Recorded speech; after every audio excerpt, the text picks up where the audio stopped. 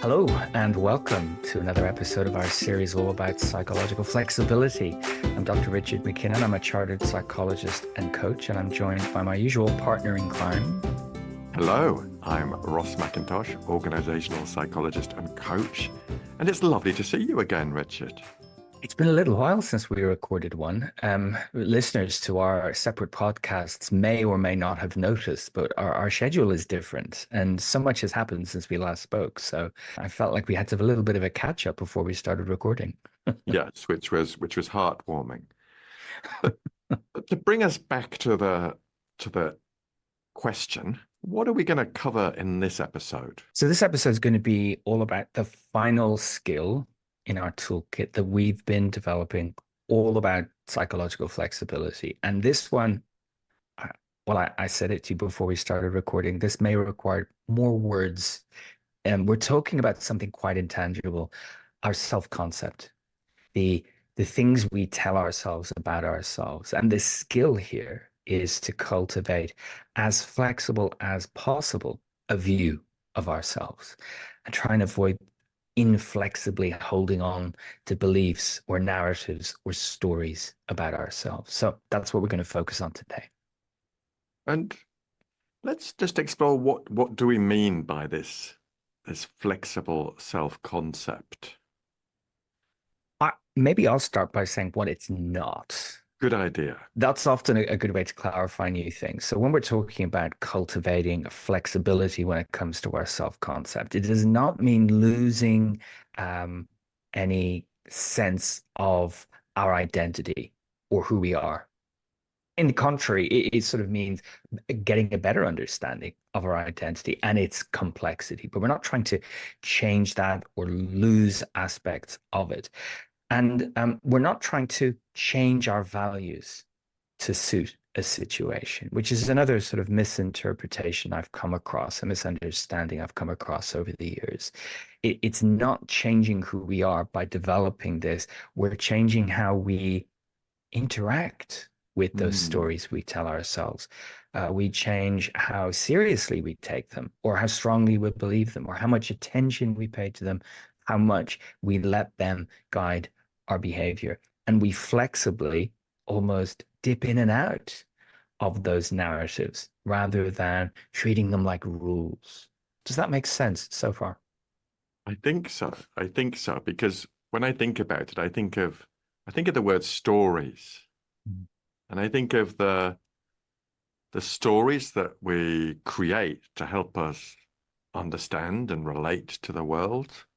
And the problem is when our stories become inflexible or all-consuming. It's like we can't see beyond our stories. We have a lovely set of stories here, and we can't see beyond them. And that can then impact on our experience of the world, but also how we behave and how we relate to others, how we connect to others, the possibilities we can see. So maybe that could lead us into what it's more about. That idea of stories is a great way of describing it because it helps us later on work on developing that flexibility, treating these lightly. Because if they're just stories, then we can treat them like stories. Whereas the starting point for many of us is these are the facts about me, when in fact, a lot of them aren't facts. They're beliefs, they're things we've developed and held on to over time, or they're temporary, or they're labels that maybe don't serve us well anymore, or don't serve us well in every single context we find ourselves in. And we've mentioned that context word a lot in this series because paying attention to the moment we're in allows us to see the context and understand it and to take our cues from that context rather than these are the rules that I live by. This is who I am. It is unchanging, and I will be this way regardless of the context. And the point you've made about how it can impact our behavior or our connections with others underlines the point it matters. If how we related to these stories didn't matter, it wouldn't feature in this toolkit, but it does really matter, and it can really limit us, limit our behavioral repertoire, limit our opportunities to grow, limit our ability to reach our true potential because we might hold ourselves back. We might buy into these stories. We might, yeah, interact with other people in a way that doesn't represent who we would like to be, but is just in the defense of a story. And that's all that story is. I love it that you talk about defending our stories, Richard, because how often do we hear in the workplace people maybe describing their roles saying, I'm only the insert your job title there. Mm. That feels like someone's really tangled up in a story and really bought into their story, and it's impacting how they're showing up. And in our preparation for this, you talked about equating our worth as a person with an aspect of our experience.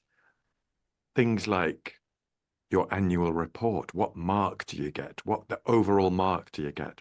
Or something that's more familiar to me is feedback. Yeah. I I wonder if you do the same as me, Richard. You run a workshop, you get the feedback, and there's some lovely positive words, really helpful words, really appreciating your efforts and your input and how you've translated skills to make them applicable and useful. And then there might be one or two that are slightly more cutting. Mm. Like, I'm just thinking of one recently where someone said, I spoke too slowly. And you can hear the laughter in my voice there. But which one is it that I remember? Mm. That one, because it actually prodded me a bit. And we're always open to feedback and thinking why it might be useful. But I tend to remember the less helpful stuff, the more negative stuff when I receive feedback. And this relates to self-concept because the feedback is running contrary or challenges one of the beliefs you hold about yourself. Mm, And I would mirror that completely. I see the feedback and it's great, great, great, great, great, great. And then there's one piece, it could have been improved by, simple, small thing. And what I mm. hear is this was a waste of my time. This is the worst workshop I've ever attended. And this guy must never be allowed into our building again. Because it's that sort of the beliefs around being good at something and paying Mm, attention to detail and delivering well. The feedback is running contrary to that because it's inflexible. yeah, absolutely. Wow. So it could be beliefs we hold about how we are in the world or what we need to do in the world, how we need to be, what we need to have, and how we respond to literal, metaphorical, or perceived threats to those things can Mm, bring out kind of the worst in us. Beliefs about our a really common one I discuss in workshops is the beliefs people hold about seniority and their identification with their level of seniority and how they might respond in a less than helpful way if they perceive that their seniority is somehow being challenged, even in the mm, smallest of ways. So it's a rigidity of response because, I am a senior manager, therefore this is how it will play out, rather than I wonder what's happening in this scenario and how might I deal with it. mm. Their stories about themselves are what's front and center rather than the context itself. Absolutely. Absolutely. So we're starting to explore why this is problematic to have a rigid self-concept. It it it it can oversimplify who we are. It can Mm. mean we are a self-fulfilling prophecy of who we are in that rigidity. When we have those I must, I can, I can't, I need to. Well, if that plays out in our behavior, then it is a self-fulfilling prophecy. That's what Mm, turns out to be the case, rather than what might be if I had just let it be. mm. And it's like we're creating barriers to almost protect our ego and how we've got to where we've got to. Say, you took at hierarchies, we've got to where we've got to. We've got a story about how that happened and what we've achieved. And if we're holding on to that too rigidly, It means we're not open to new sources of information, new data, new external events. And we can really cling to that in a way that's not healthy for us or those we lead or those around us. And I think there's a really important point, maybe to counter what I said or balance what I said a moment ago, because the implication is often when I talk about it, it's negative things, people behaving in unhelpful ways, negative behaviors. But actually, something could be very true today about me. But if I don't keep that up to date in just a couple of years, that could be problematic because I'm not noticing how that is no longer true of me or relevant to the situation. A very simple example is when I coach graduates, and part of what trips them up is this very strong story of I'm new here. Because at some point you're no longer new, but I'm new here protects you from not knowing everything, not knowing everyone, not knowing all the processes and the rules, and that's fine. But if you keep saying I'm new, you're also not learning those processes, those rules, those people's names. And I'm new here then becomes something that holds you back and possibly causes friction with those around you because they say, look, you've been here 6 months. You're not here. You're not new anymore. There's five people newer than you.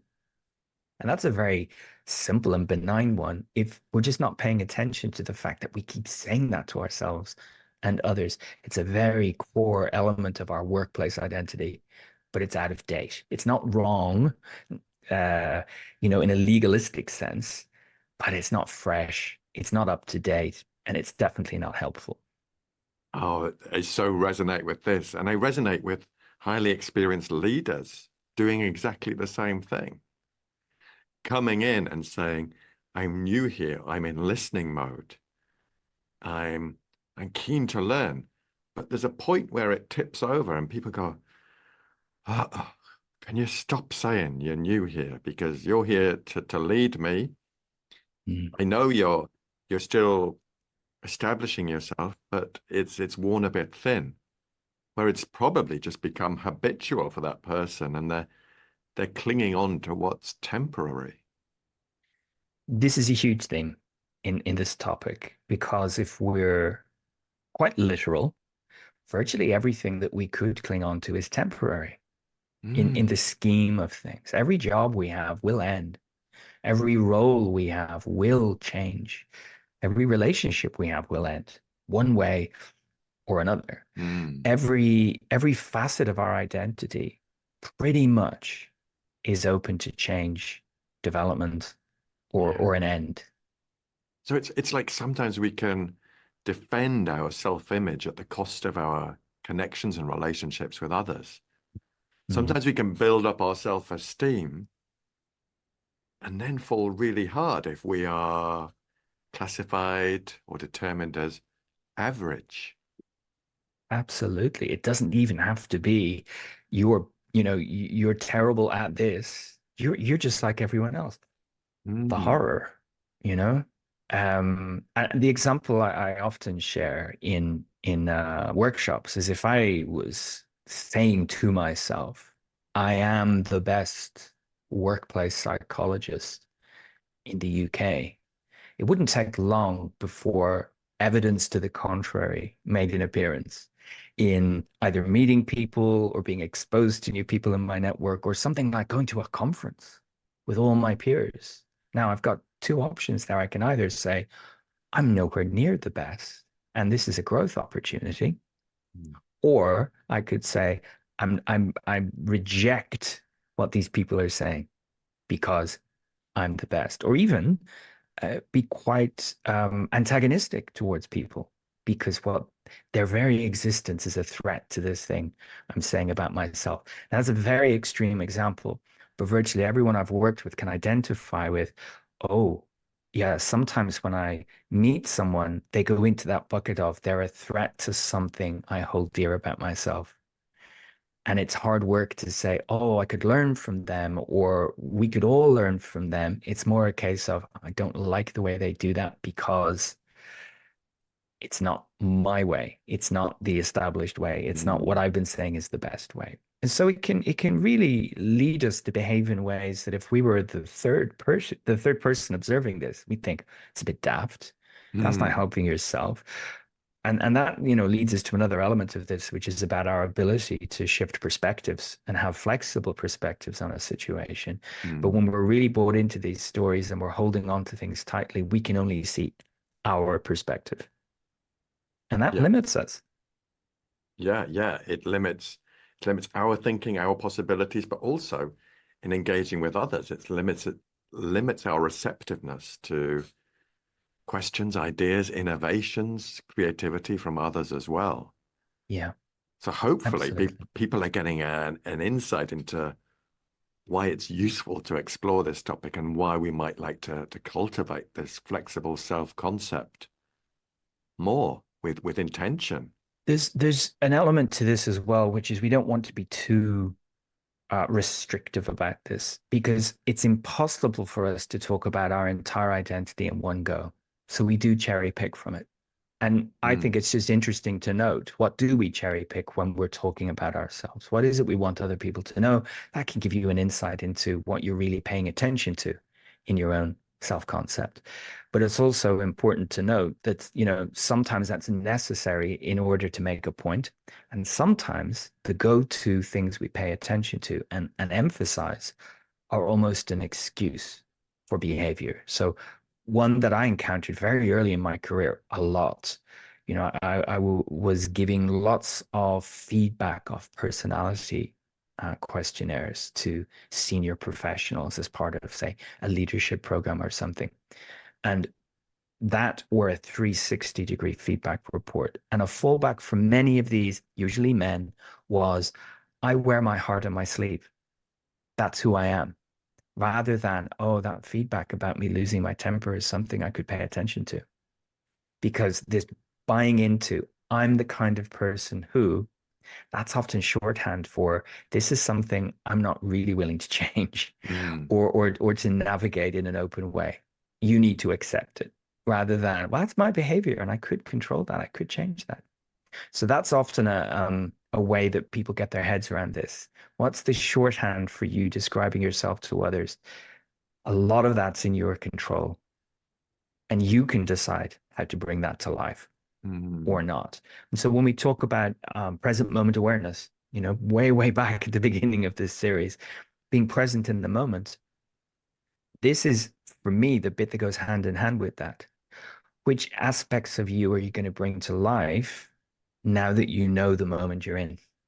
Now you're paying attention to now. So what does that tell you about how to navigate this? Which aspects of your identity are you going to use or lean into, and which are you not going to pay attention to because they're not relevant or helpful? beautifully put, Richard. Thank you. And I really identify with the giving psychometric feedback or 360 feedback, Mm, and probably almost exclusively males. And I don't get the heart on the sleeve. I get more, this is just the way I am. mm, mm, I say things like they are. I speak truth to power. mhm. I'm down to earth and no willingness to change. And at times when they get 360 feedback and it's less favorable, the attitude is, I know who said that. I'm going to hunt them down. I exaggerate, but I'm going Oh, to, well, it almost feels like I'm going to hunt them down and punish them and their family and their pets. because Not it's defense, quite. defense, Yeah. defense, rather than I wonder what point they're making here. I wonder what I can do with this feedback. And part of this, and I think these examples really help people understand this. Part of this, the way I explain it, is it you are saying this feedback equals me, not this feedback refers to an element of me or a skill I could hone or an adjustment I could make. So we're kind of going good person, bad person. Mm, Yeah. And it's a little bit like I'm successful, I'm not. I'm productive, I'm not. I'm popular, I'm not. mm, It's it has implications for our behavior. So if we're able to take the feedback and say, that's something for me to work on, and I'm a worthwhile member of the team, and I'm good at these things, and even outside of work, I've got strengths. It's not about balancing, but it's acknowledging that is something for me to work on, and there's a lot more to me, rather than that feedback equals bad me. And I don't like that because who would Mm. like that? Who would like to be told you're a bad person? But Mm. we very rarely get told we're bad people. We get feedback about specifics, and that gets lost in this pro, anti, yes, no binary thinking about ourselves.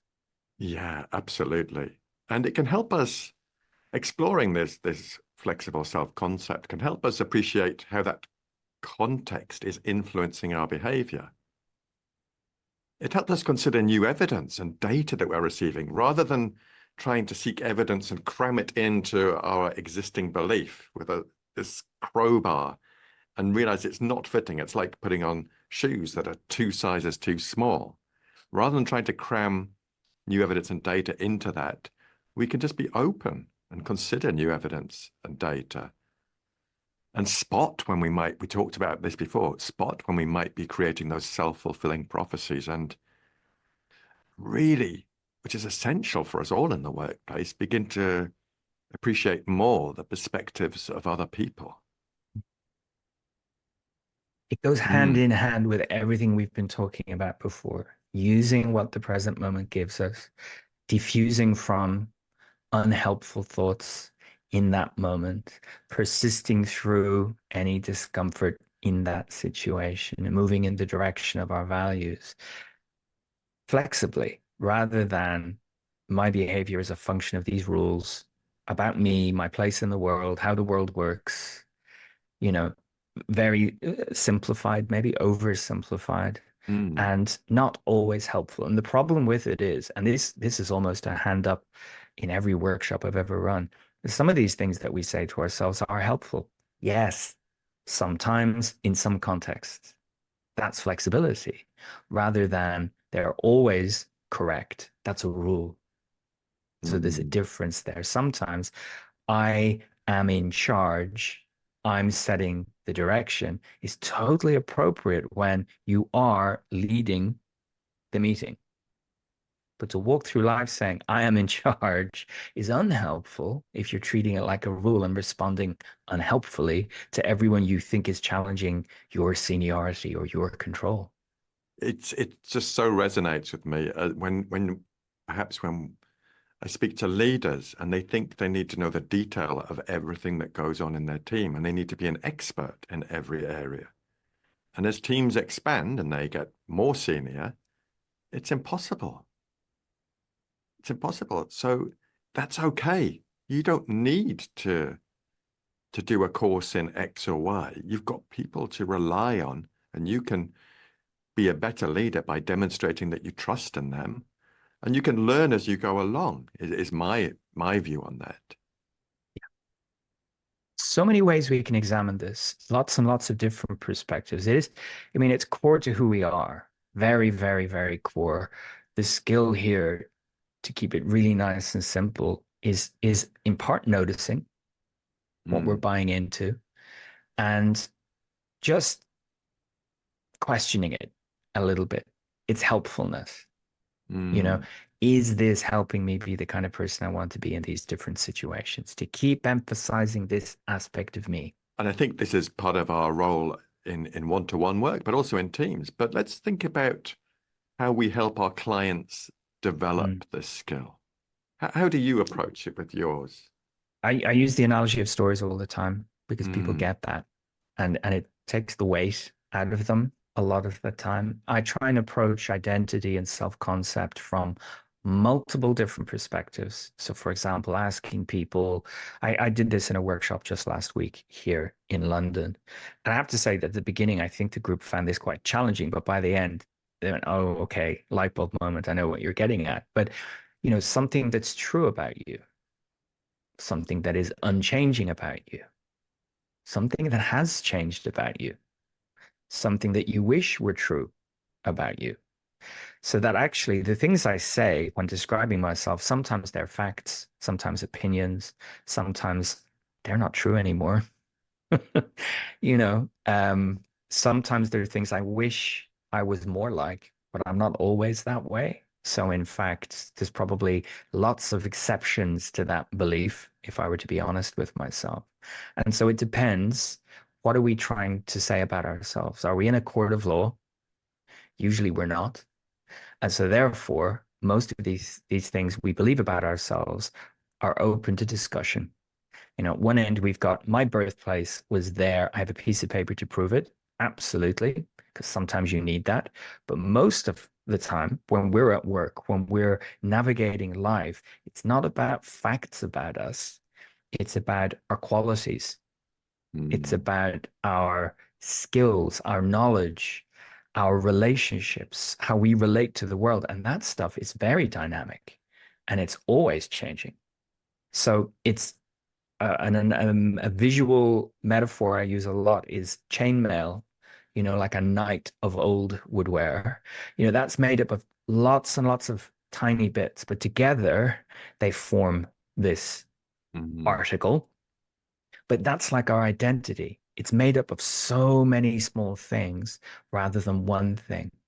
And that's an appreciation of the complexity of our identity, thinking about all the things I am, all the things I'm not, all the things I'd like to be, and then recognizing that no one of those things equals who I am.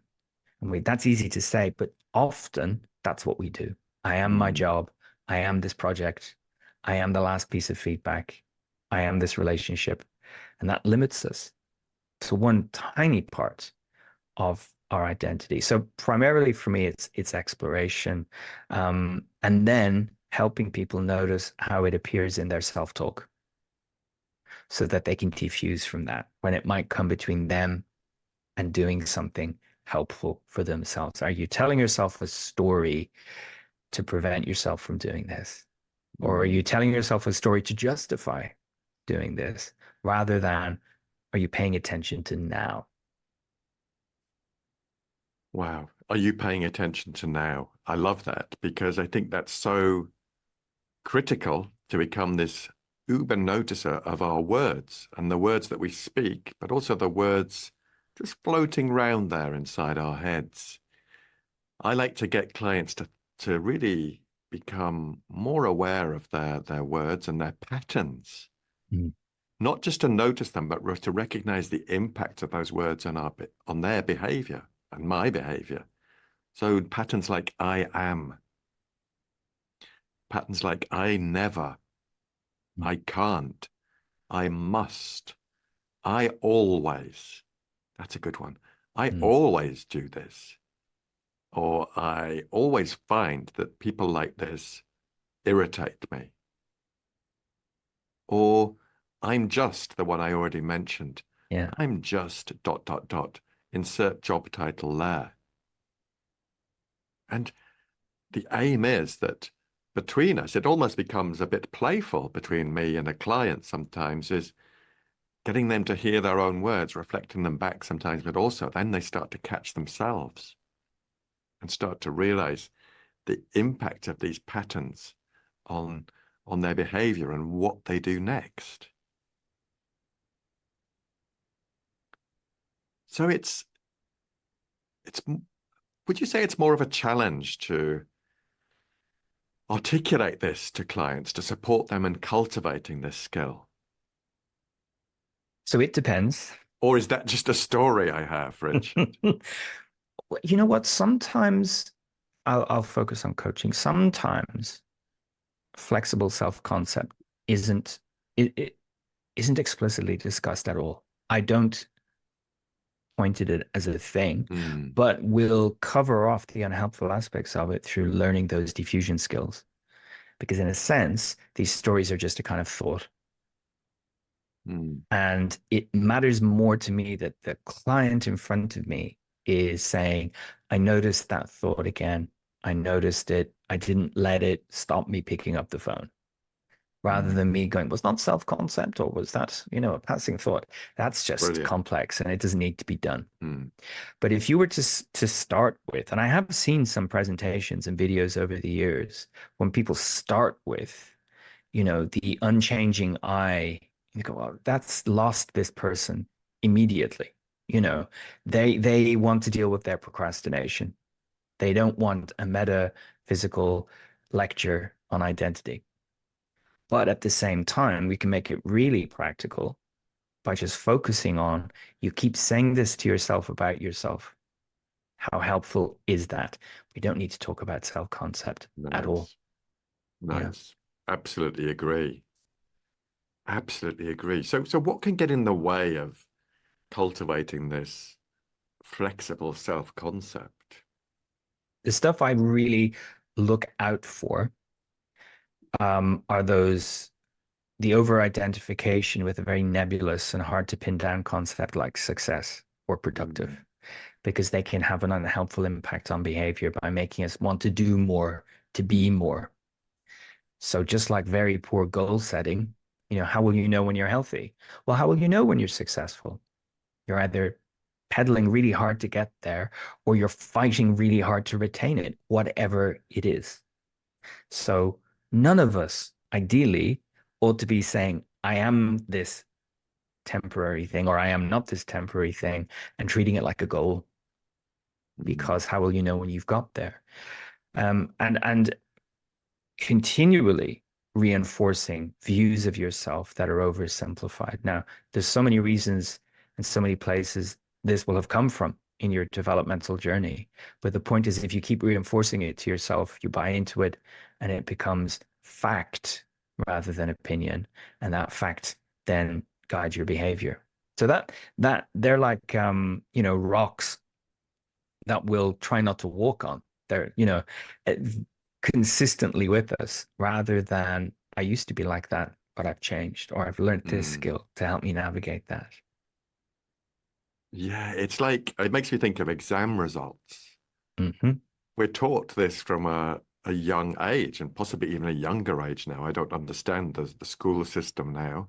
But those externally sourced labels, you're getting a rating, you're getting a grade, you're getting an evaluation. And you can continue just to keep applying those throughout life, your annual report. Mm. And we can also compare ourselves with each other, Absolutely. which I think becomes more problematic now we have more access to social media and other people who carefully curate their existence. And we can find That's it. ourselves lacking. Well, what are we comparing? I think that's the most important question. We're not Mm, comparing like for like, and that leads us to feel less. yeah, our egos can get in the way. Mm. Our our need for control. Sometimes we think the answer is in control, when actually we are in a workplace situation, in a team, or the leader of a team, we're shutting down innovation, ideas, everything by just closing down that input from others and perspectives of others. And the same when we think we are right, that need to be right, perhaps linked to our position in the hierarchy. Mm. So there's lots of things to watch out for. Humans all have this. So it is about this is a non-negotiable in a sense. In a sense, we've got a mind.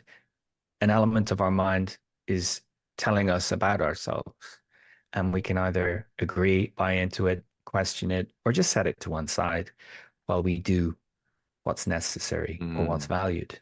Should we share how we've put this into practice ourselves? I think I might be retracing a path, but should we just reflect Mm. on that, Richard?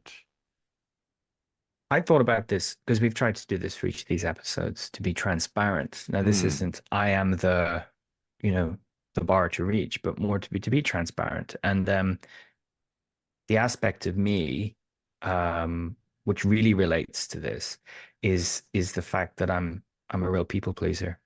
I always have been, and so feedback is super tough. And I've had to, and it's been one of the best things practicing these skills in my own life has been to work hard at looking at the feedback and trying to take specifics from it about what can be done with that feedback rather than, well, that's it. They hate me or I'm no good. And I'll have to sit with being no good for an appropriate amount of time, like being in mourning, until I can then show my face in public again.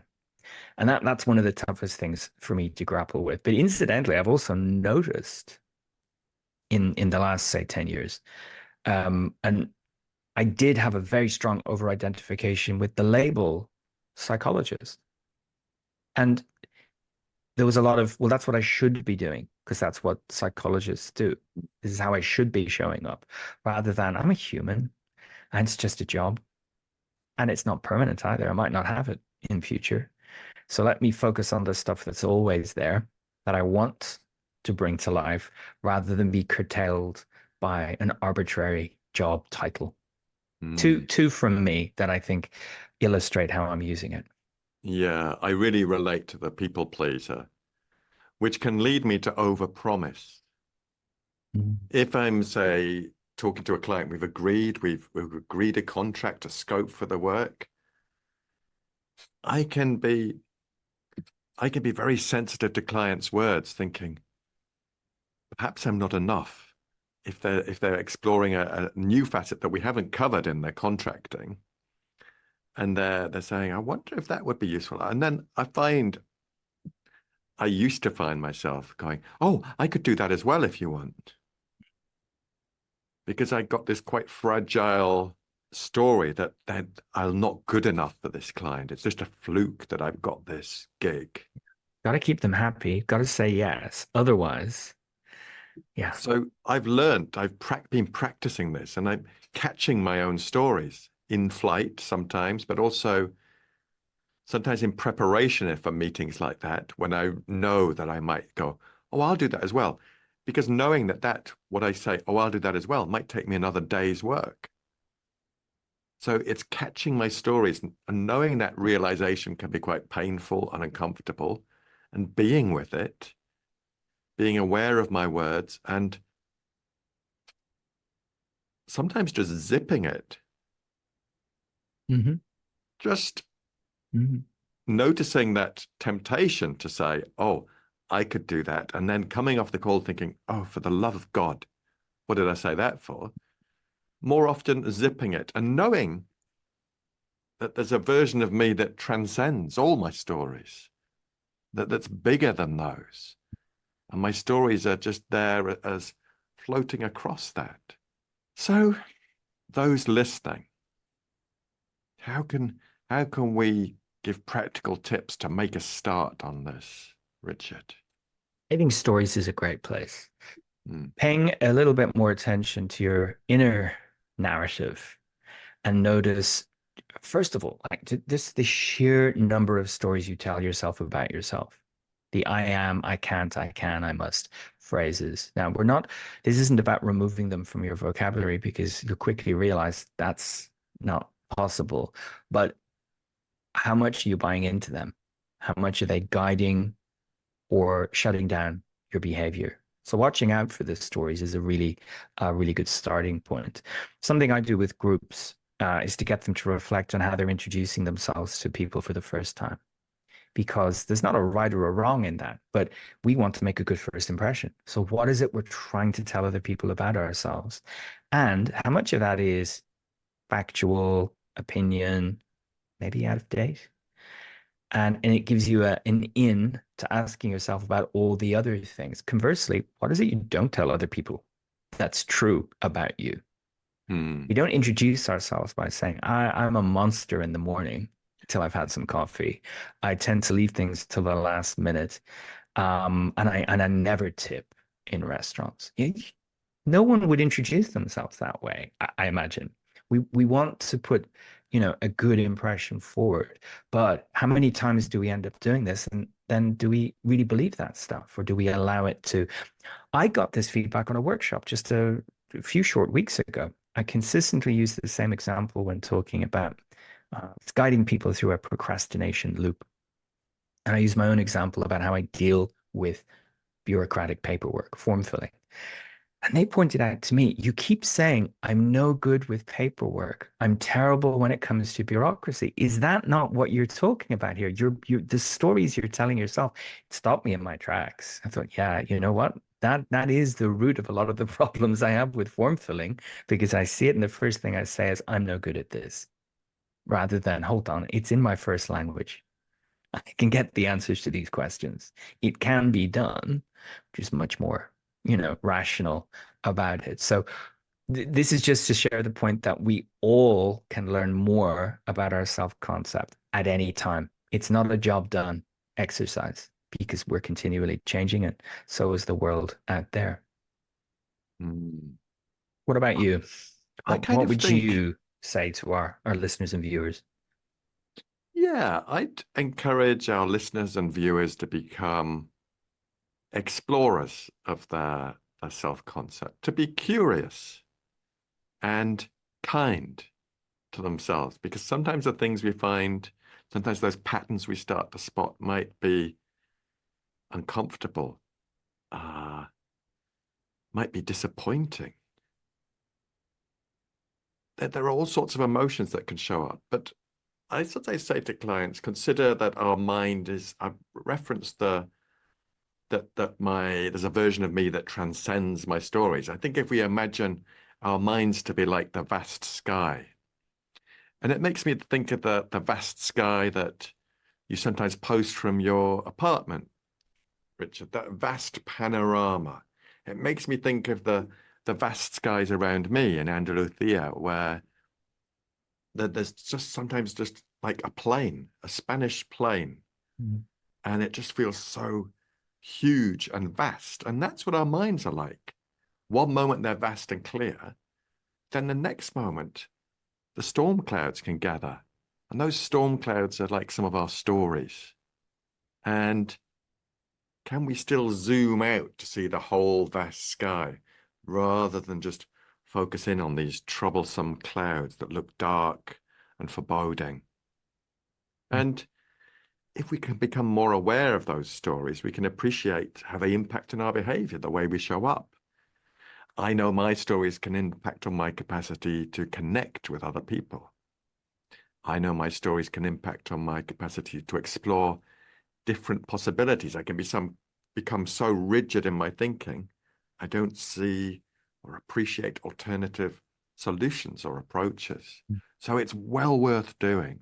It really is. We've left this to last, but it doesn't mean it's the least important element of this skill set. But I do think it's made easier once we have an understanding of the other skills and the way minds operate, in simple terms. Mm. So there's no perfect way of doing this, but I love the curiosity you mentioned and the compassion you mentioned, because once you start scratching the surface, you do find things you don't like that you've maybe been saying to yourself or to others. So yeah, the compassion there, I think is really important. This is the last of our skills that we wanted to cover here, but it's not the last episode in this series. You. This is the penultimate. We're going to come back for one more episode. And in that episode, Indeed. we're going to wrap this up. We're going to make the links between all the skills. I think we'd love to share with you our own reflections on doing this, because I know our preparation for each episode has been an interesting learning experience. And of course, answer some of the questions that we've received from you, the listeners and viewers. You still have time to send in your questions. You can email either of us. It can be got at podcast@worklifepsych.com. Ross can be reached at ross.peoplesoup@gmail. Any questions, comments, your own examples? We've had some of those already.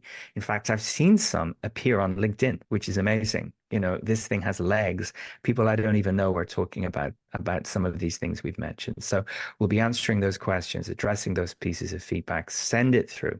Anything you'd like to know. We've still got one more online Q&A meetup in the bag. The last one was recorded and edited, and it's on my YouTube channel. You can find YouTube channel. You can find that at worklifepsych.tv. We'll record the next one because I need to remind myself with podcasts, you might be listening to this in 2030. Who knows? So we might not attend live, but the recording will be online. Ross, anything to throw into the mix before we wrap up for this, our second last episode in the series? No, I don't think so. Just to leave with the words, kind of get curious and be kind. I think they're the words I'd leave with. Lovely. Lovely. Thank you so much. Thank you, everyone, for joining us, for listening, for watching. We'll see you next time. And yeah, that's a lovely way of finishing. Thanks, Ross. Thank you.